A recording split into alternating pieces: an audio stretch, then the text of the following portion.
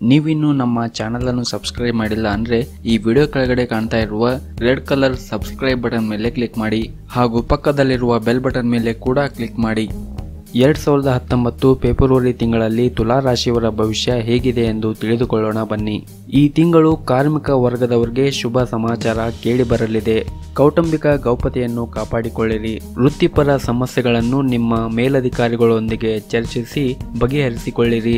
ರೈತಾಪಿ ಜನರಿಗೆ ವ್ಯವಸಾಯದಿಂದ ಅಧಿಕ ಲಾಭ ಉಂಟಾಗುವುದು ಮತ್ತು ಈ ಹಿಂದೆ ಕಳೆದು ಹೋಗಿದ ದಾಖಲೆ ಪತ್ರ ಮರುಳಿ ನಿಮ್ಮ ಕೈ ಸೇರುವ ಸಾಧ್ಯತೆ ಇದೆ ಹಾಗೂ ವಧುವರರಿಗೆ ಉತ್ತಮ ಸಂಗಾತಿ ದೊರೆಯುವ ಸಾಧ್ಯತೆ ಇದೆ.